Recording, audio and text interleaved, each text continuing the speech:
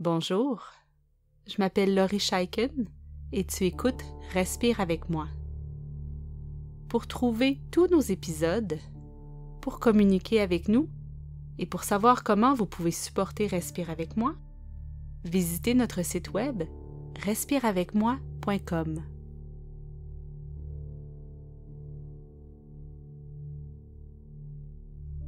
Nous débutons aujourd'hui une série d'épisodes sur les différentes émotions.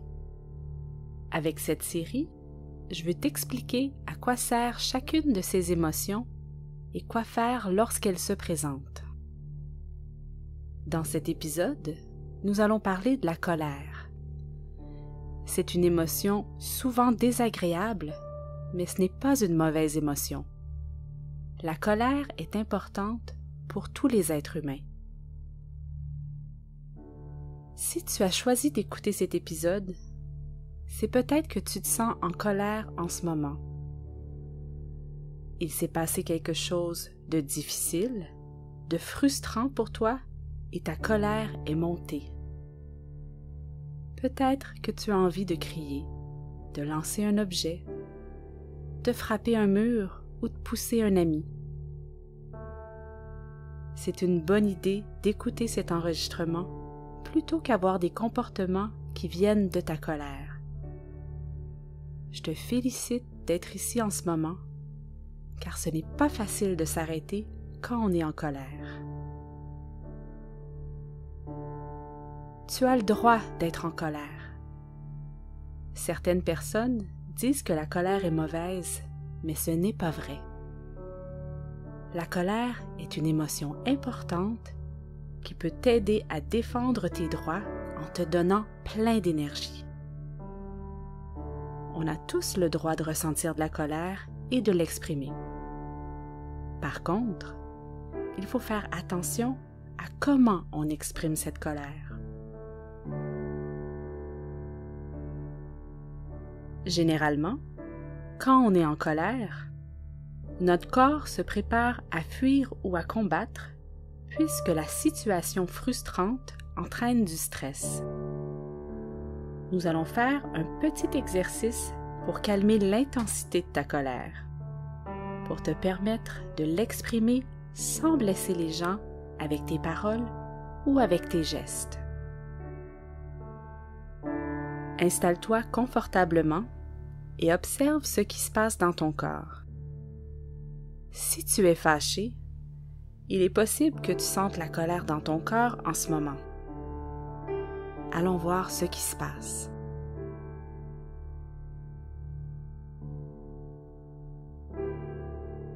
Observe ta respiration.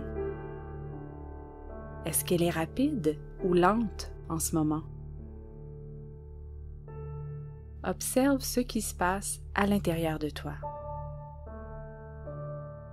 Peut-être que tu as chaud ou tu as froid. Est-ce que tes muscles sont tendus ou serrés? Est-ce que tu serres les dents, les poings en ce moment?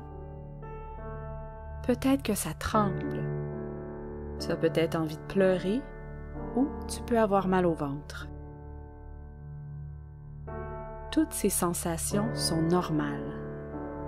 Ton corps se prépare à passer à l'action quand tu es en colère, ce qui entraîne toutes sortes de sensations pas toujours agréables. En prenant de grandes respirations, tu peux en arriver à calmer ton corps et ton esprit. Ça va t'aider à exprimer ta colère de la bonne façon. On va prendre quelques grandes respirations ensemble.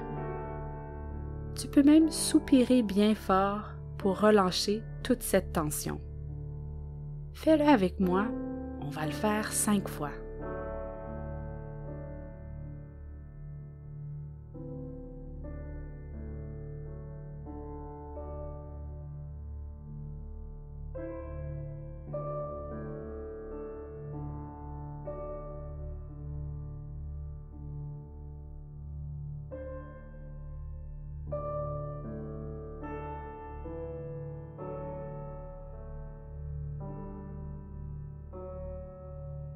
Maintenant, lorsque tu expires, Imagine que tu souffles sur de la soupe chaude pour la faire refroidir, comme ceci.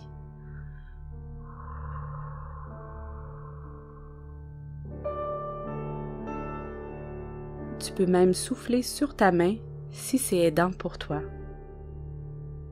Prends une bonne inspiration, puis expire en soufflant doucement et répète 5 fois cette respiration.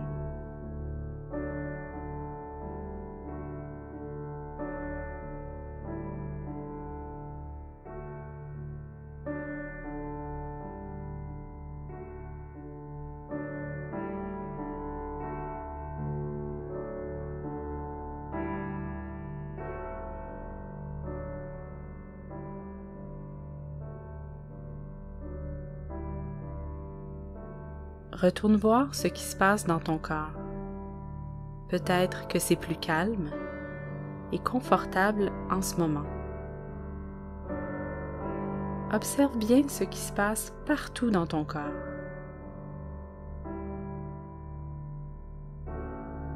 Comment ça se passe dans tes muscles, dans ton ventre et dans ta tête?